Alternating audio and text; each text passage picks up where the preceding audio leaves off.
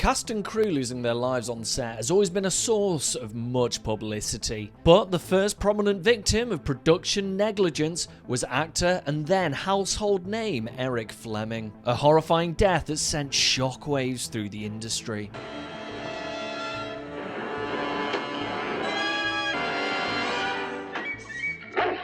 I've looked into the culture that led to his passing, how and why he died, and how his death gave a much needed kick up the arse when it came to production safety, spearheaded by Charlton Heston in a come to Moses moment. If you were an established star like John Wayne, you'd have the reputation and the kudos to dictate what you would and wouldn't do. But for stars that were lower on the rung, they didn't want to be seen as difficult, and they didn't want to lose a steady source of income, leading to performers being pressured into taking dangerous risks.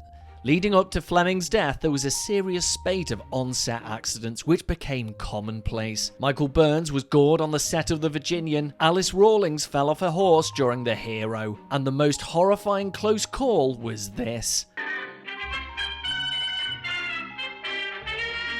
On September the 9th, 1963, on the set of My Favourite Martian, starring Ray Walston as the Martian, and future Incredible Hulk Bill Bixby, both filmed a scene where they were locked in a car on a hot day with a chimpanzee called Jerry. What could possibly go wrong? It's all or nothing with Jerry.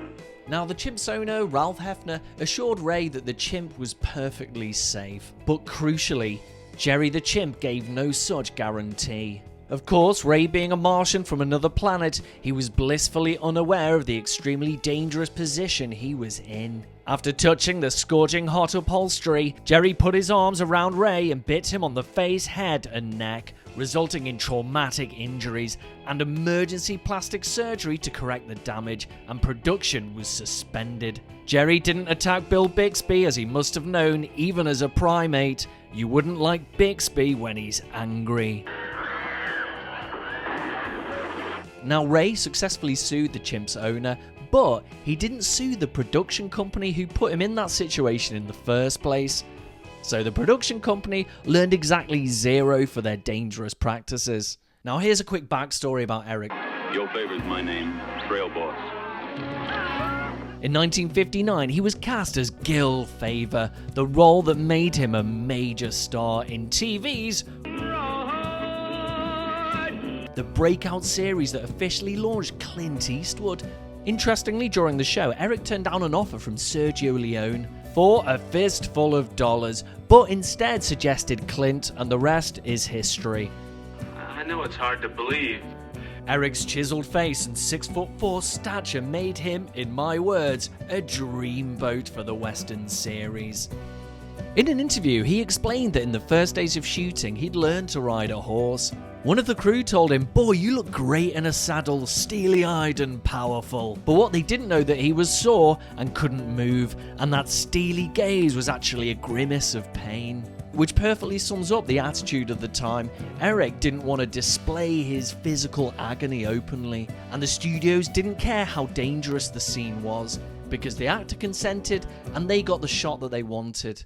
Despite 6.5 years of success, he was stunningly dropped from the series. Initially, CBS offered him $1 million to stay on, which he accepted, before they decided actually they'd continue the show without Eric and have Clint as the sole star.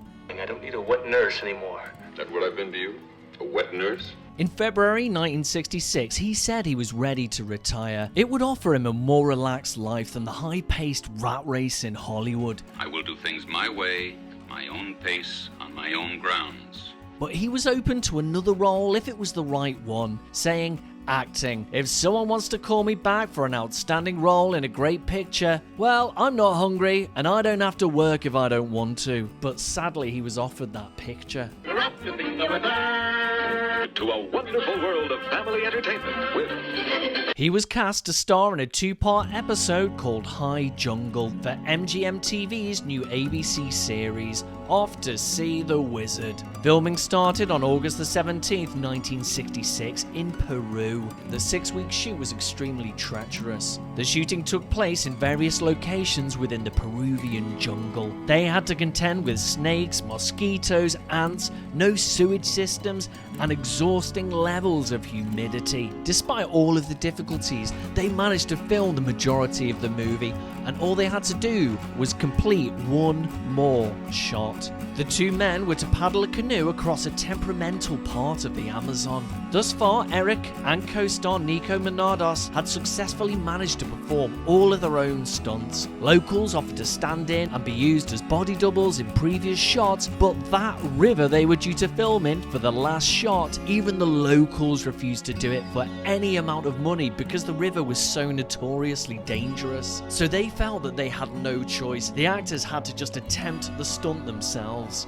Now, both men were very athletic. They were both strong swimmers, which of course did allay their fears. But he warned Eric this. He said if the canoe overturned, just hold on to that canoe for dear life until it entered calmer waters, and then they'd be able to just swim to shore. September the 28th, Nico awoke with an irritable feeling, and when both men got to the filming location, rain clouds formed in the sky, meaning a possible film delay of up to 3 days if it turned into a serious storm. Pressure was on just to get this shot done, and a hurried Eric gestured to Nico. "Come on, Nico, it's now or never." Both men jumped in the canoe as it was being maneuvered by locals into the main stream, until the canoe suddenly bolted into a cauldron of rapids at the bend in the river, and it took in gallons of water. As Nico held on, he saw Eric standing up. Despite pleading with him to stay in the canoe, Eric dived into the unforgiving river and was taken off immediately by a strong current. Nico still held onto that canoe. The canoe eventually entered calmer waters, and he somehow managed to swim to shore. He looked back and saw a motionless Eric Fleming bobbing in a whirlpool, then vanished out of view. This all happening in front of a traumatized cast, crew,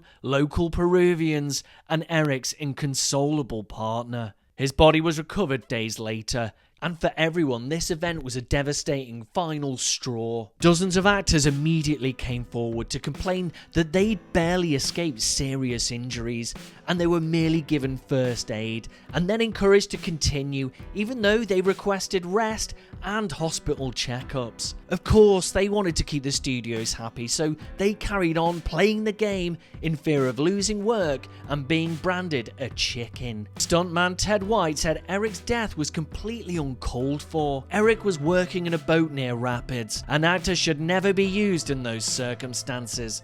A stuntman should have been employed, and the usual safety precautions were needed. Hold that thought. Now, the Screen Actors Guild is a labour union that represents thousands of people in TV and film, and the head at the time was Charlton Heston. I'm Charlton Heston. In October 1966, the Guild demanded a full-scale investigation of the increasingly dangerous amount of accidents involving actors, to highlight the troublesome trend of producers and studios not doing enough to safeguard its members. Habit's a tough thing to break. It resulted with the following conclusion. A number of producers and directors and other management personnel are not carrying out their obligations to ensure the safety of persons working before the camera in action shots.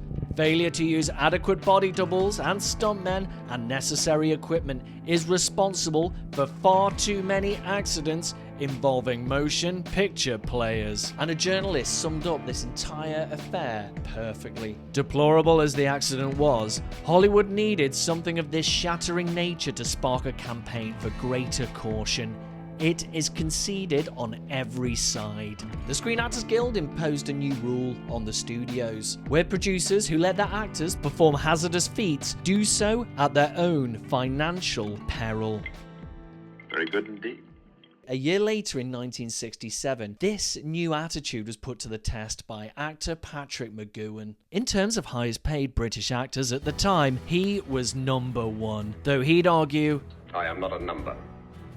I am a person. He was a tough Irish American, a trained boxer whose favourite hobby was tossing the caber, as is most men's hobby. He felt he had a reputation to uphold, and felt despite Fleming's death, he maintained that using a body double is cheating. During the filming of Ice Station Zebra, his character was to dive to the rescue of a naval officer in a flooded torpedo room of the film's submarine. He absolutely refused a body double. Fearing a caber to the side of his cranium, the producer compromised. He was allowed to do the stunt, but only if Olympic swimming champion Murray Rose could perform the scene with him. McGoohan lowered his caber and agreed. Both men dove in, and the scene went swimmingly until the water filled the room, rose up, reaching their necks. McGoohan then realised his foot had become tightly wedged in the torpedo rack. Murray then frantically dove back under the water, loosening McGoohan's foot and saving his life just in time. In conclusion, Eric Fleming was a solid actor, and he was cut down in his prime and isn't much remembered nowadays because his life and his career were just cut tragically short due to a lethal lack of safety in the film and TV industry. And even though there have still been accidents and deaths, he was probably the first major star to die on set. That served as a significant wake-up call and helped change the dangerous culture.